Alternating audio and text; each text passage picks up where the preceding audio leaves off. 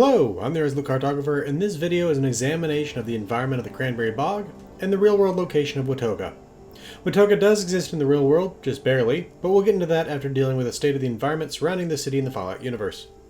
The environment of the Cranberry Bog is one of the most interesting in Appalachia, and just as with most of the others, it is likely very different from the way it was before the bombs.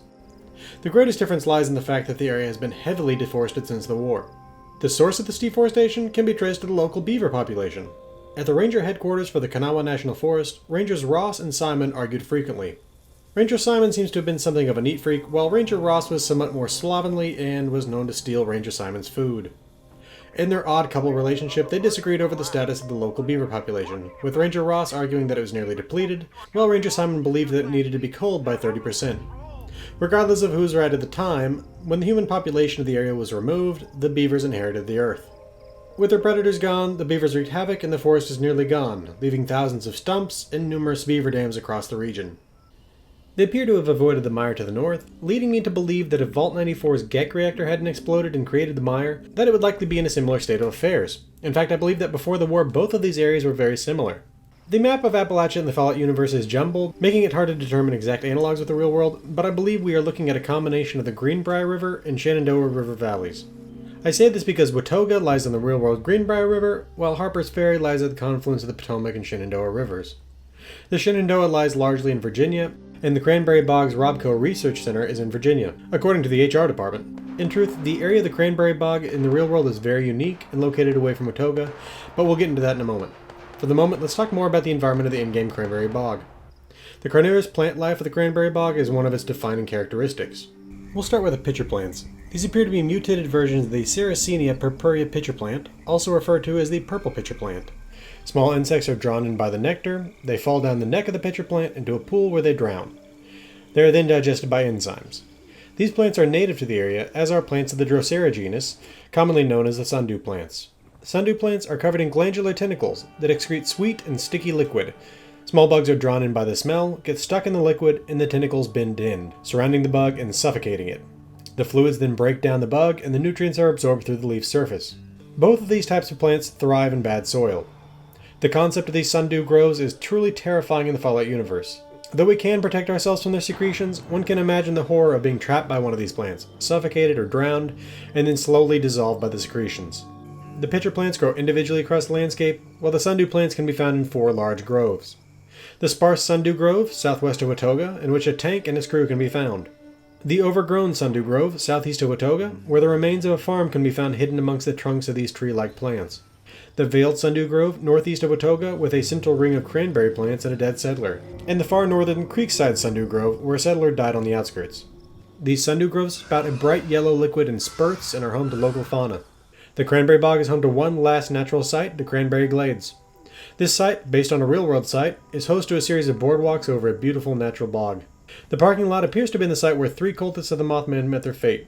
Beyond the beaver-harvested forest, carnivorous plants, and the Cranberry Glades, the Cranberry Bog is home to the endgame of Fallout 76. No, not the Scorch Queen, the endless shoulder-deep channels running all across the landscape.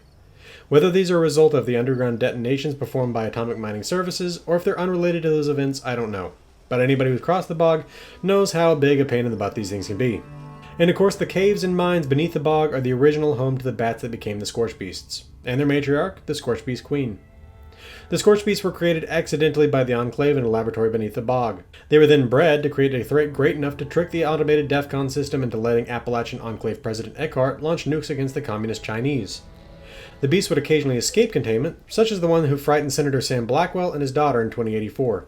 The Enclave was brought down by a coup attempt in 2086, but not before the Scorch Beasts could be released. These enormous, mutated, disease-ridden bats fanned out across the bog, crushing Harper's Ferry, and fighting a relentless war against the Appalachian Brotherhood of Steel until their victory over the Brotherhood in 2095, and the rest of Appalachia in 2097. The fissures from which the Scorch Beasts emerged dot the bog, leaking radiation and ultrasight onto the surface. Though we, the residents of Vault 76, brought the Queen low in 2102, the bats and their plague remain a threat to human occupation of the Cranberry Bog and Appalachia at large. But that just about does it for the environment of the bog. Let's get to real-world Watoga. As I mentioned in the beginning, Watoga does exist in real life, in 2 contexts, as an unincorporated community and as a state park. The name Watoga comes from the Cherokee word for starry waters.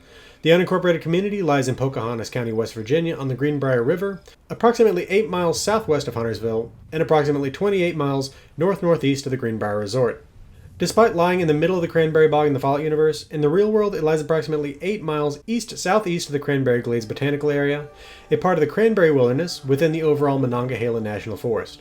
As previously mentioned, the boardwalks of the Cranberry Glade Botanical Area exist in the Fallout universe as well. The Cranberry Wilderness is home to many different species, including the beavers that have stripped so much of the woods around Watoga and the Fallout universe. I've told you just about all I can about the unincorporated community version of Watoga. As for the state park, I can tell you more. The park is about a mile south of the community, also on the Greenbrier River, adjacent to the small town of Seabrook, West Virginia, and sitting on land that was originally acquired in 1925 for the purpose of creating a state forest. In 1934 it was converted into a state park instead, and work by the Civilian Conservation Corps began. The park was open to visitors in July 1937. Work on the park was temporarily interrupted by the Second World War. The first camping area of the park opened in 1953, and a set of 8 cabins was opened in 1956. According to the park's website, quote, improvements and additions to the park continue to this day, unquote. Today the park has 34 cabins, 88 campsites, a swimming pool, an 11-acre lake stocked with fish, hiking trails, an arboretum, a lookout tower, and access to the Greenbrier River Rail Trail. Rail trails are hiking and biking trails that follow the routes of defunct rail lines. The rails have been removed, leaving excellent trails through the wilderness. Considering both the unincorporated community and the state park, I can't say I understand why Bethesda specifically chose Watoga as the name for the site that would become the city of the future, other than it looks like an area rich in natural beauty. But that should just about do it for the environment of the Cranberry Bog and the history of real-world Watoga. This has been the Irresolute Cartographer. Thanks for watching. I'll see you again next time.